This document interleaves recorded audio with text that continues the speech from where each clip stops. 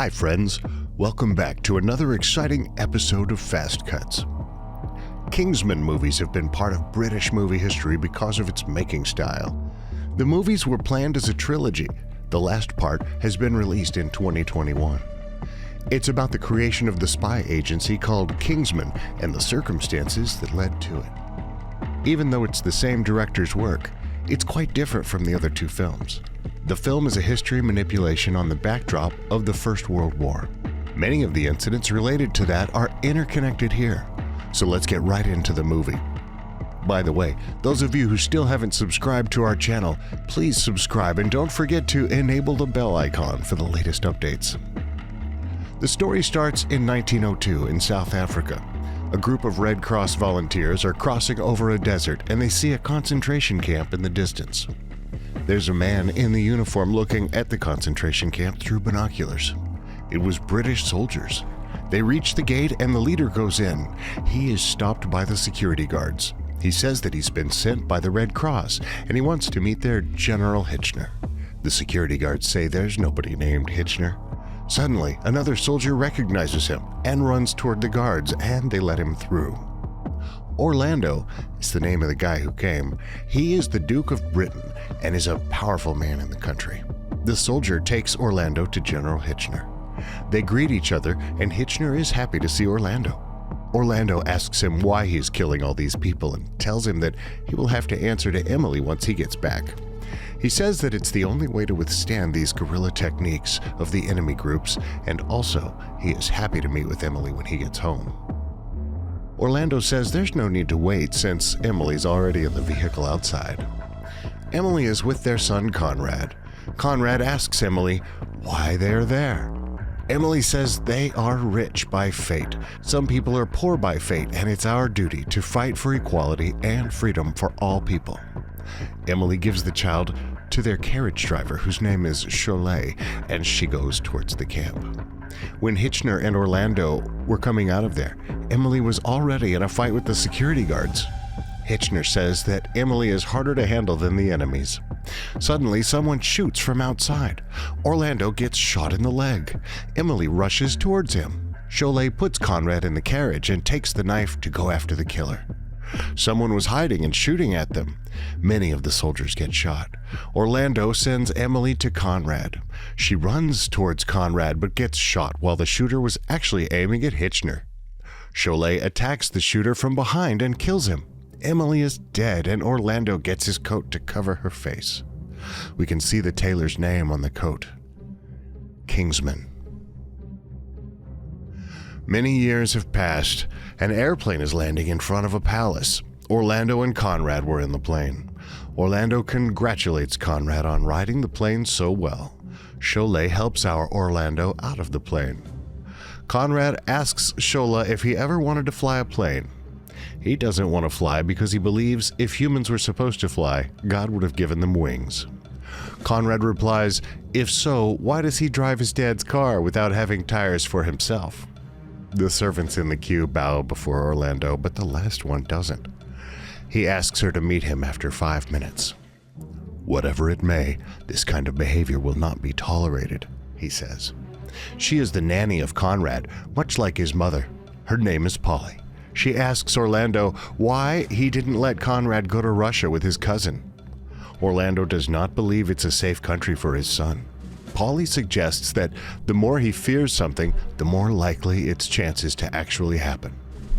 Meanwhile, Cholet and Conrad are in fight practice. They even scratch each other. We can see marks on Cholet's body.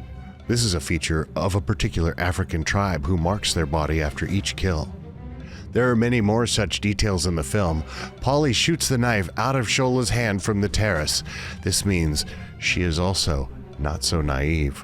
She asks them what they're doing with knives in the age of guns. She asks them to get ready for the evening. Orlando and Conrad are at the Kingsman tailoring shop. Conrad doesn't like the suit he's wearing. He prefers a smoked jacket or a shooting suit. He tells his dad one day or the other he will have to face the real world. Orlando says that now they might be living an honorable life in peace, but once they were into violence and killings. He likes to keep the peace and honor intact. They meet Hitchner outside. He was with a soldier named Morton. Hitchner wants to talk with Orlando privately. He asks Orlando whether he knew that their Austrian Archduke friend was bringing troubles upon himself. Now, time for History Lesson 101. Archduke Ferdinand was Austria-Hungary's successor. Gavrilo Princip, a 19-year-old, shot him to death. This later led to the First World War. This history is cinematically manipulated here in the film. Hitchner needs Orlando's help in protecting the Archduke. He wants to put him in charge of security. Meanwhile, Morton and Conrad are talking outside. Conrad tells him how he wishes to join the army one day, which his dad obviously doesn't approve of. In the next scene, a bearded man with long hair is entering a place on the hilltop through the elevator. The total ambience gives the idea that it's the place of the main villain. This guy was late to the meeting. The villain's name is Shepard, not his real name though. We cannot see his face on screen. They are all sitting around a table and Shepard asks them to open the boxes. There were rings in the boxes along with animal imprints. There was also a tablet in the box. Shepard tells them to have the tablet and commit suicide if they ever wish to betray him, because that would be an easier death than what he chooses for them. Pretty terrifying, huh? The bearded guy was bothered that he got a tortoise and was arguing with the others. Shepard chops off his favorite goat's head. He then threatens the bearded guy with his sword. He instantly puts the ring on. His name is Rasputin, by the way. Many of you might have already figured him out. General Hitchner has taken every necessary step to ensure the safety of the Archduke. Shepard asks Princip to kill the Archduke at any cost. You need to note two people here. There is a man with one-eyed specs. His name is Eric, and there is a woman named Mata. Eric is the right hand of the German ruler. Princip is making bombs somewhere, and we can see Archduke's vehicle approaching outside. Conrad and Orlando are with him. Princip throws the bomb. Conrad somehow strikes it off with an umbrella, and the bomb hits the car behind them. Orlando asks the driver to go faster. He feels like he shouldn't have brought Conrad with him. While Archduke was giving a speech, Princip was drinking and contemplating on missing the target. Archduke and others were coming that way, though. Though he was initially surprised, Princip took the chance and shot the Archduke down. Our father and son are returning in a train now. Things are bad. Serbia and Hungary will soon go into war, Orlando says. But Conrad asks, Serbia is such a small country. Why would they make such a big issue? Orlando gives an anecdote. There were 3 cousins. The elder one was a bit more mischievous. Their grandmother, Queen Victoria, was the only one who had them online. Now the elder one is German Kaiser, the second one is Russia's Tsar Emperor, and the younger one is England's King George.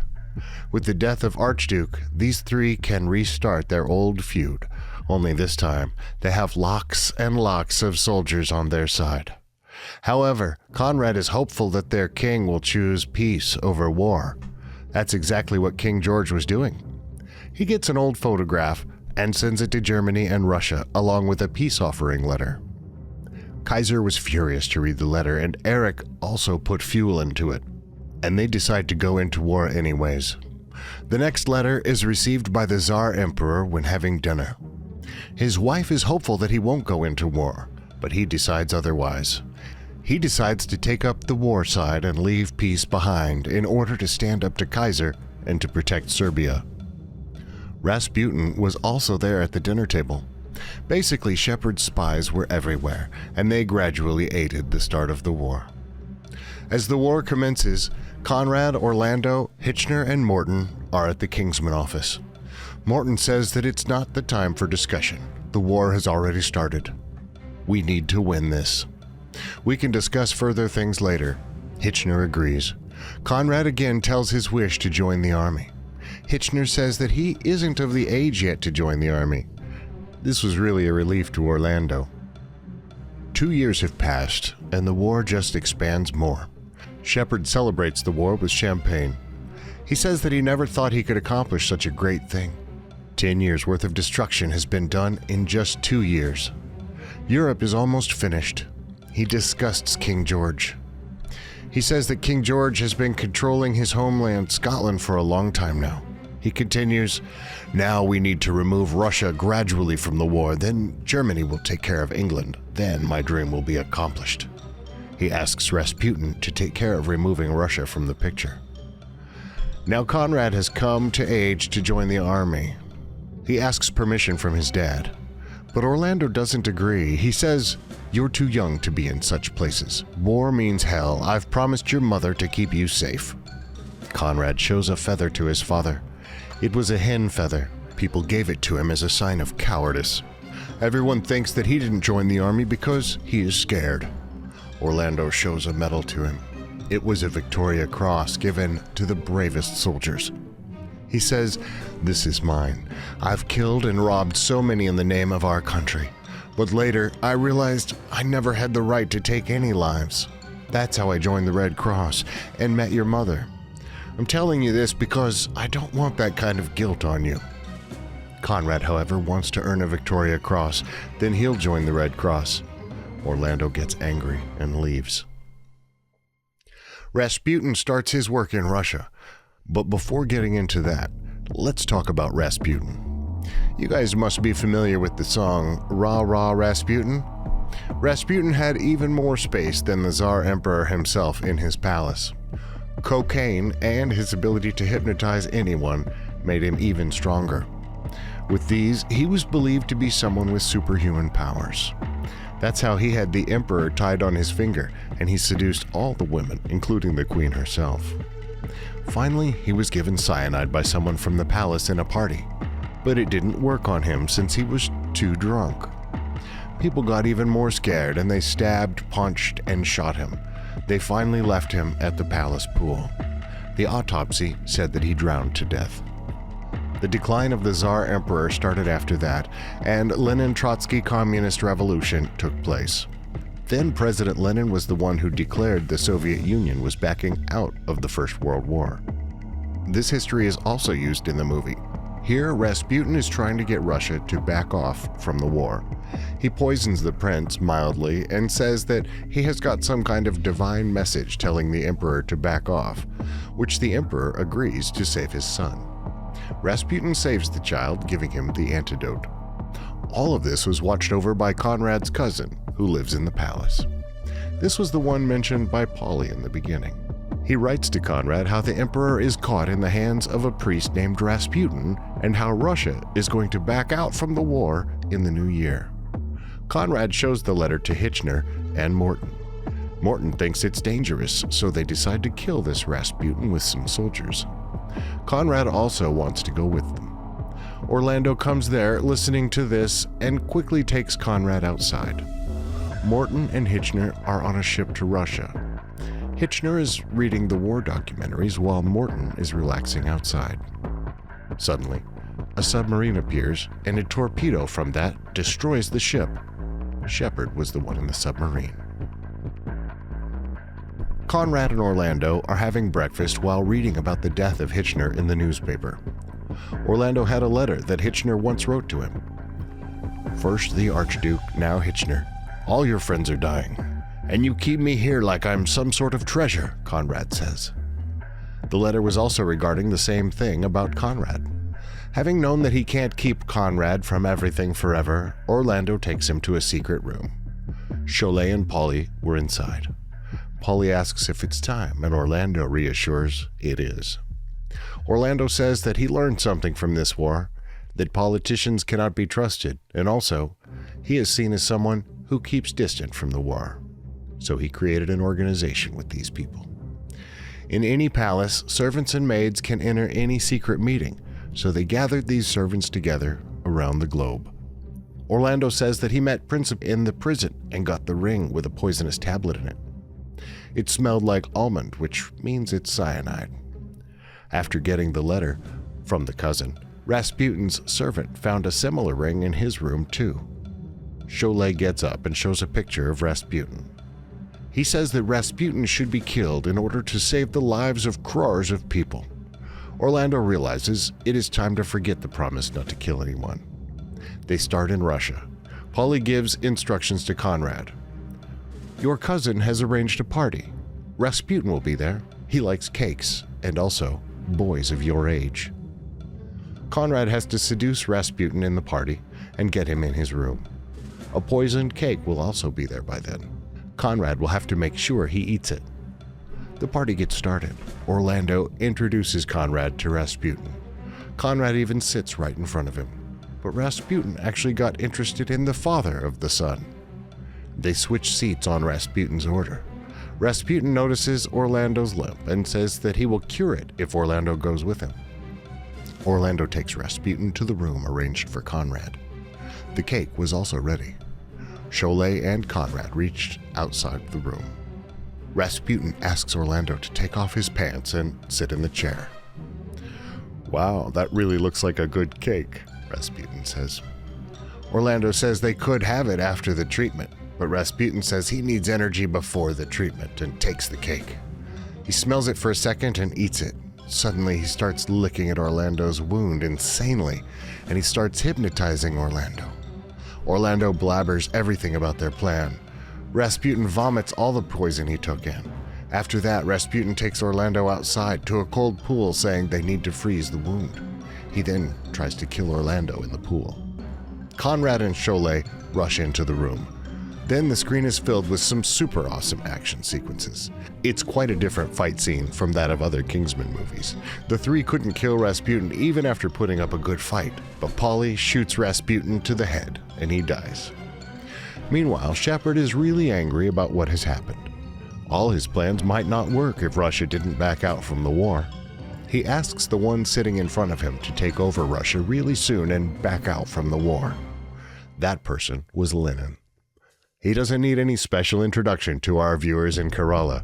Lenin's taking over Russia, and all the related history are manipulated in the movie. Lenin agrees to Shepard. Orlando and the team are going back. It was Conrad's 18th birthday. He tells his father that he is not a child anymore, and he's going to join the military. Orlando still doesn't agree, but the next scene shows Conrad leaving for the military. Kaiser is getting the war news. An American ship was mistakenly destroyed while destroying the British food supply ships. It is dangerous if America joined Britain against us, so something needs to be sent to the soldiers. Erica gives a paper to Kaiser. Let's get into that paper later. Kaiser informs the message to the telegraph agent. He writes it down and gives it to the soldiers. This was a coded message, which is leaked by Britain. They were unable to decode it, though. The servant there informs the message to Orlando. He gives it to Polly to decode. On one side, Conrad is getting his training. On the other, Polly is struggling to decode the message. Times have passed. Conrad finished his training. Polly gets the idea to decode the message from a servant in Kaiser's palace. It was a message offering Mexico any help to attack America. Orlando is happy seeing this. Once America gets to know this, they will join the British Army. The war will be over, and Conrad will be safe. Orlando informs this to the king. He also is happy to know it. He celebrates it with a bottle of champagne and informs America about the upcoming threat. The American president, however, thinks no action is needed without any confirmation. Meanwhile, Conrad is getting ready to face the war, but he gets posted in London. He realized that Orlando's hands are behind it. He gets outside. Conrad calls one of the soldiers there. His name was Archeride. He writes a letter and gives it to Arch to get home. At the same time, Orlando is angry at America for not joining the war. He asks Polly if she knows any servants in the White House. They were all trained in London, so Polly says she will inquire if they can get someone. Arch gets there. Cholet takes him to Orlando knowing he is sent by Conrad. The letter said, "You can't protect me anymore. I am going to the war in the uniforms of Arch. He doesn't know anything, so don't punish him." Conrad reached the trench. Someone from the German trench starts to run towards the British trench with a British flag. German soldiers try to shoot him. British soldiers shoot them back to save him, but he dies in a bomb thrown by German soldiers. A man arrives at Conrad's trench. He says that the man who died was a spy sent by him. He had something that could change the whole war. That thing must be lost somewhere when he died. We have to get it back. He is going back to that place to find it. He needs 5 soldiers with him. Conrad comes forward. They all start at night. At the same time, the Germans were also searching for it. They collide in the middle, but it was impossible to shoot. There will be unstoppable shooting, and it's night, so they start fighting with knives. Conrad gets his first skill for survival, but someone else tries to kill him. The officer shoots the man in order to save Conrad. With that sound, everyone starts to shoot non-stop. Then the fire guns start to shoot, giving us the light of the day to see everything going on there. They see Conrad in the light. Without knowing who he is, both sides start to shoot him. He falls into a hole while running. That's when he actually realized the real dangers of the war, like his father said. He starts to yell. There was another person there, the spy who we thought was dead. He had the secret message we talked about that could actually stop the war. But he can't get this message to anyone with his wounded leg. He gives it to Conrad. We can see German symbols there too, since it was a German property in the first place. Conrad doesn't want to leave him there to die. He carries him and starts to run to the British trench. Germans try to shoot them. When he was approaching the trench, a bomb hits them. He was thrown into the trench. The other guy died. The soldiers don't know him too well, so they ask him who he is and what he was doing there. However, they say he deserves a Victoria Cross medal for what he did out there. Conrad says that his name is Archibald. But another soldier already knew Arch. He warns to shoot Conrad.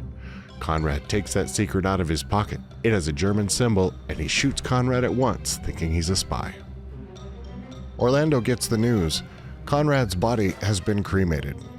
At the same time, something else also happens. Lenin got into power. Russia will back out any moment. Orlando is at the church. Cholet and Polly get to him. Conrad's last secret was a letter. It was a telegraph message by the German ambassador to Mexico offering to help against America. This could convince America. Shepard is at the training. Meta and Eric come to meet him. Something has happened. Britain has got the message Kaiser sent to the ambassador. They will be defeated once it reaches America. Shepard angrily shoots the man who is training with him. He then turns to Meta. Now woman's power is the only way. He sends Meta to America to make sure America doesn't partake in the war. Months have passed. Something should be noted.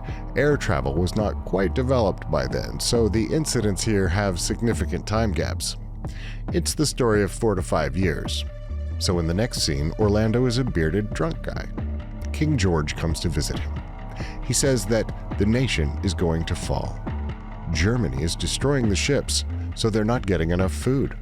America has received our proof, but is not yet in the battle. He also gives the Victoria Cross medal for Conrad's bravery. He leaves.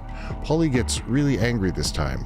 She says that she's resigning because she can't see him like this anymore. Orlando calls her back. He was back. He asks for tea while he gets ready. Polly is happy to see him back on track. Orlando, Polly, and Cholet meet. They have contacted the servants of the White House. The president has changed a little and he is calling the London embassy frequently. So they contacted the servants at the embassy. The maid there informed them that if they come there unexpectedly, they can watch something for themselves. Orlando reached the embassy. While waiting for the ambassador, he sees a shawl there. When he went to see Principe, 2 of the jailers tried to kill him. He met Principe after fighting those 2. Suddenly, Mata comes from inside. She was suspicious of Orlando looking at the shawl. She tries to kill Orlando, but Orlando chokes her with the shawl and she faints. Ambassador comes outside. He asks if she's dead.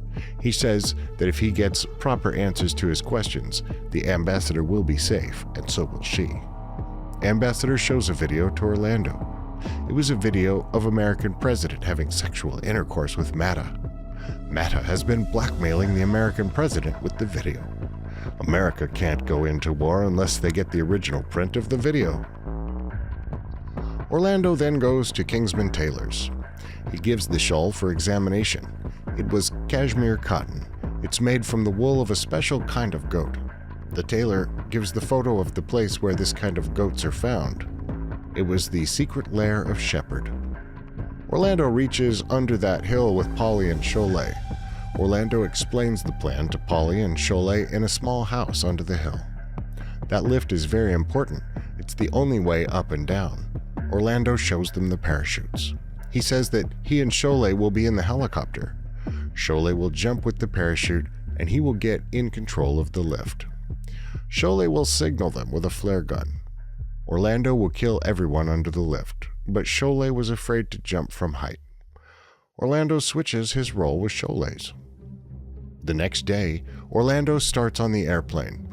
Unfortunately, the plane crashes. Orlando jumps with the parachute and gets stuck at a rock on the hill. There are stunt sequences common to Kingsman films. He drags himself up, while Shepard was getting even more angry inside his hut. He's hitting someone on the disappearance of Matta. He gives the negative print of the video to that man and asks him to give it to the press. He also asks him to make sure that the next president is from their side.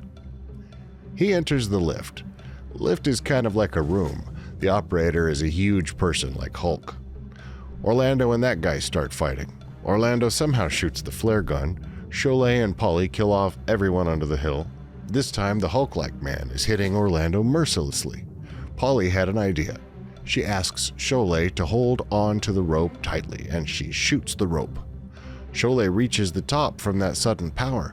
Cholet chops the Hulk's head once he reached the top. They too then move toward Shepard. They kill the others on the way. Shepard and they start to shoot at each other. Both parties run out of bullets before someone dies. Shepard calls Orlando for a sword fight. That's when we see Shepard's real face. It was Morton, the one who was with Hitchner, the one we all thought were dead. He escaped from that ship in a boat before the ship was hit. He then shot Hitchner after reaching the submarine. The next fight scenes are one of a kind. After that elaborate fight, Morton has Orlando on his sword, but someone stabs Morton on his leg. Orlando jumps up and kicks Morton down.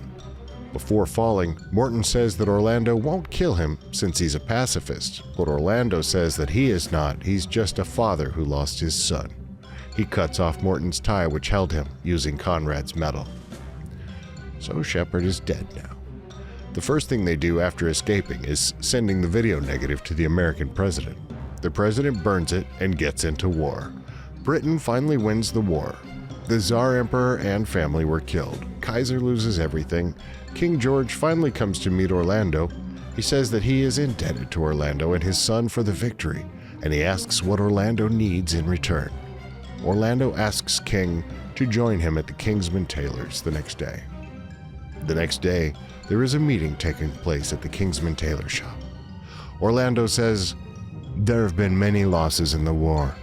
We will try to prevent such in the future. This is an independent spy agency. We are its founders. My code name will be Arthur, here onwards." They are all given an envelope with their code names. Cholet comes forward. Orlando says that he will be our captain and his name will be Merlin.